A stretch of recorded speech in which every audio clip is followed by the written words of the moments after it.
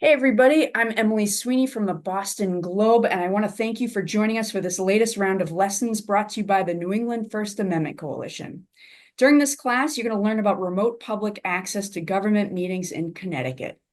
Be sure to check out our previous classes on our YouTube channel and on our website, NEFAC.org.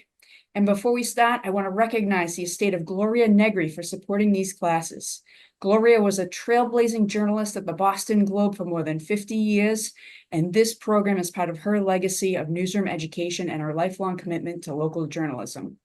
We also want to thank the Rhode Island Foundation and the New England Society of News Editors for their continued support. And a big thanks to you for taking the time today to check this out and learn how to keep government open and accountable in your state. With us today is Alexa Millinger. She's a partner in the Litigation Group at Hinckley Allen, and she's going to walk us through remote access to government meetings in Connecticut. Alexa, thank you so much for being here. Yeah, no problem. Thank you for having me. Happy to be here. So like Emily said, I am going to talk about the Connecticut laws governing remote access to public meetings. And like Emily said, I'm a partner at Hinckley Allen. I am in the litigation group. I specialize in media and First Amendment work. Hinckley Allen is a New England firm. We have offices in Boston, Rhode Island, New York, and a couple other places, but I am in the Hartford, Connecticut office. So that is why I am speaking on Connecticut laws today. So we're going to talk specifically about laws governing remote and hybrid meetings of public agencies. And we're not going to touch on the general open meeting laws, but we'll probably make some reference to those in what we're going to talk about. So Connecticut, like a lot of states, thought Zoom was just going to be temporary and authorized some temporary laws around remote and hybrid meetings during the pandemic. Those laws first were going to go until 2021, and then they were made permanent in 2022. So now they're part of the Connecticut Freedom of Information Act as of April 28th, 2022, when the governor signed them into law. This section, which I'll talk about in the next slide, this particular section of the Freedom of Information Act does not require an agency to hold a remote or hybrid meeting. It just governs what they need to do if they are going to hold a remote or hybrid meeting. So an agency can still hold a completely in-person meeting. But if they are going to make it available electronically, they need to follow these steps. So this is codified in the Connecticut Freedom of Information Act. This particular section is 1-225A, if anyone is interested in the citation. It's called Meetings of Public Agencies Conducted by Electronic Equipment. And there are a bunch of requirements that I'll go through somewhat quickly, and if anyone has any questions on them, we could talk about them in more detail. And then I wanted to touch on just a couple of issues that have come up or may come up with these requirements. So the first is notice. For remote or hybrid meetings, an agency needs to give 48 hours advance notice. It needs to give 24-hour notice for special meetings. So in case you're not familiar, the difference between a regular meeting and a special meeting is at the beginning of the year, an agency needs to file, I believe, with the Secretary of State or the town clerk a list of the dates of its regularly scheduled meetings. And a special meeting is one that's not one of those regularly scheduled meetings that may come up to discuss a particular issue on short notice. So that's why there's 24-hour notice requirement for special meetings and 48 for regular meetings. The notice has to be posted both on the agency's website and also posted in the town clerk's office. If the agency doesn't have a website, then they don't need to do that. But if they have a website, they need to post it on their website. It also needs to be sent directly to members of the agency. So a member of the agency is not going to be learning about a remote meeting from seeing it posted on the agency's website. They need to receive an email about it. And the notice must include instructions for remote access if there is going to be remote access. So the Zoom link or the dial-in number, whatever. And the agenda must be posted within 24 hours before the meeting. So the notice of the meeting 48 hours in advance and the agenda of the meeting 24 hours in advance. So if there is going to be a remote meeting, or a meeting with remote access, you will know about that 48 hours before the meeting, 24 hours before a special meeting, and you will, at least 24 hours before the meeting, you will have instructions for how to access that meeting remotely. There are a couple of specific requirements for meetings that are only held remotely. So meetings that do not have a hybrid component, they're not also being held in person. For these meetings, there are a couple of interesting requirements. So if an agency is going to hold a meeting only remotely, only on Zoom, let's say, they need to provide any member of the public who requests it with a physical location and the electronic equipment necessary to attend the meeting in real time. So that means if John Smith wants to attend the Board of Education's meeting, which is only going to be held on Zoom, but John doesn't have a computer, he has to make a written request to the Board of Education and say, I'd like to attend this meeting on Thursday, but I don't have a computer, and the board needs to provide him with a laptop or a phone or whatever the applicable technology is and a place where he can access that meeting. And the other unique requirement for an only remote meeting is that if a quorum of board members are attending electronically, but from the same location, the public needs to be permitted to attend from that location too. So if the Board of Education, again, I'm using them as a punching bag, but if they're noticing a remote meeting, but 3/4 of them are in the same room, then they need to open that room up to the public and can't just hold it as a remote meeting. I think probably the logic behind that is if everybody's in the same room, but you're calling it a remote meeting, it's not really a remote meeting anymore.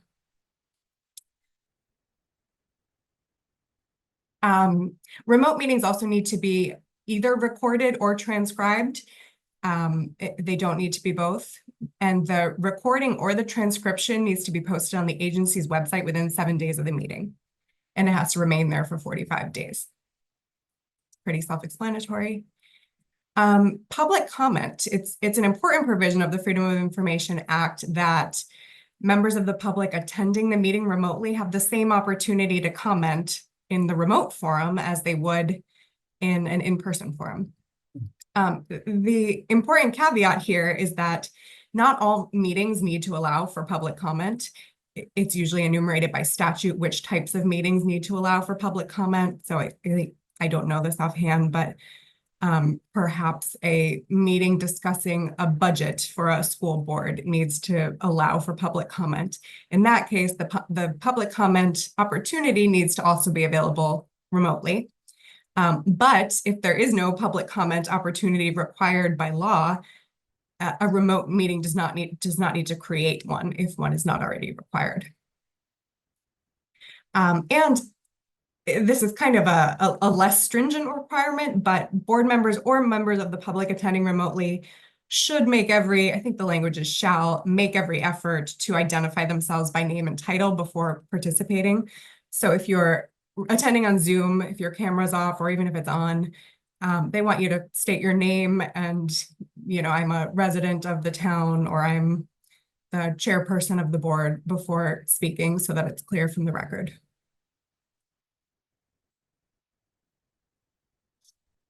So those are the big requirements under 1225A for remote hybrid meetings under Connecticut law.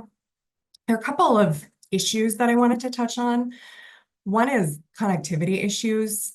Obviously, I'm sure all of you have had issues with connectivity on Zoom, or calls dropping, or somebody's muted or something.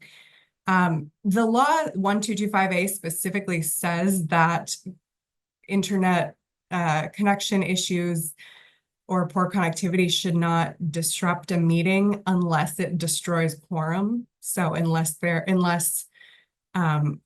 there's one more member than needed for quorum, and that one member drops off the Zoom, you no longer have quorum, then you need to hold the meeting. But if not, then the meeting just keeps going, even though we lost a member, dropped his Zoom access. If connectivity issues do disrupt the meeting, the agency can postpone the meeting. So they can decide to postpone the meeting anywhere from 30 minutes to 2 hours. I guess after 2 hours, they want you to just cancel the meeting. And then they can resume the meeting either in person or virtually after the 30 minutes or 2 hours. the agency needs to the extent possible, recognizing that it's not always possible, post a notice of the technology-related cancellation or resumption of the meeting on its website. So if the Board of Education is holding a meeting and they're on Zoom, there are connectivity issues, and they're gonna work on them and resume in 45 minutes, they post on their website, meeting that was scheduled for 8 o'clock is postponed for an hour, will resume at 9 o'clock or something like that.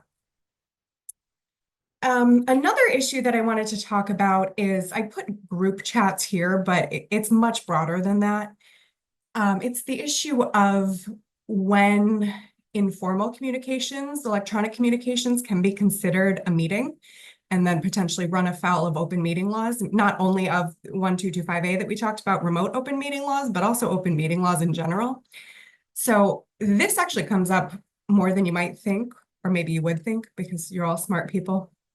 If members of an agency or a board are in a group chat together, which is why I have group chats here, or they're emailing each other, depending on what they're talking about and the frequency of their emails, the activity of their emails, it could be considered a public meeting. And if they're not then opening that up to the public, then it's running afoul of the Freedom of Information Act. So let me just take a quick pause and just mention that Connecticut is somewhat unique in that we have something called the Freedom of Information Commission, which is a state agency in Connecticut that is empowered to just decide Freedom of Information Act issues. They're an independent agency, state agency, and any sort of Freedom of Information appeal goes to them in the first instance before it goes to, say, the Superior Court. So it's really useful from where I stand as a lawyer who's usually on the side of access, because if, for example, you made a Freedom of Information Act request to an agency, the agency denies it, in a lot of states, your next step is to appeal to the agency, and then it's hard to be sure that you're getting a fair appeal. But in Connecticut, your next step is to appeal to the Freedom of Information Commission, who are a group of lawyers who are experts in these issues, and they decide whether the Freedom of Information Act in Connecticut was violated. And if you don't like the decision that you get there, then you can take it to the Superior Court, which often happens. So the Freedom of Information Commission, and if you're interested, their decisions are posted on their website. They have decided a lot of cases dealing with these potential open meeting violations. I don't have them here and I don't have them in front of me, but if you're interested, I can email you some cases. But there have been instances of board members emailing. I think email is probably the most common, emailing on particular issues, and it's deemed a public meeting and a violation of the Freedom of Information Act because they did not open it up to the public. So there's no bright line rule here, of course, that would make our lives easier, but depending on what they're talking about and depending on the activity of the emails or texts between the board members or the members of the agency, it could be considered a meeting. The definition of meeting is in, I think, 1-200 of the Connecticut General Statutes. And it's pretty broad if you look at it. And again, I don't have that in front of me, but it's really, I think, any communication between a quorum of members. And I think there's a definition of meeting that doesn't even require a quorum. And it's on, I'm doing this off the top of my head, it's on, I think, issues that they're empowered to decide or something like that. So anyway, that's all to say that board members that are talking or agency members that are talking about an issue that's an issue before the board or an issue that the board is empowered to decide or rule on or govern can be considered a meeting. And you might be wondering, how do people find out about these? If they're, 5 or 6 board members texting amongst each other, how does anyone even know to raise that to the Freedom of Information Commission and complain that there was a closed meeting in violation of the law? It often comes out in the context of a FOIA request. Someone FOIAs an agency and sees a lot of emails and sees that there was a back and forth on X day with, 10 different board members, and it looks like it was a public meeting that the public was not allowed to access. Then then that's the basis for a complaint.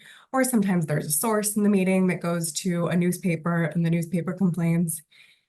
In Connecticut, you have 30 days to appeal to the Freedom of Information Commission. So if this does come across your desk, or this is an issue that you run into, you have 30 days from the date of the meeting to appeal to the Freedom of Information Commission, or in the case of a closed meeting, a secret closed meeting, you have 30 days from when you learned about the secret closed meeting. So if you got a FOIA request answered, and you found out about a quote unquote meeting that was a year ago, then you have 30 days from when the documents were produced where you learned about that meeting.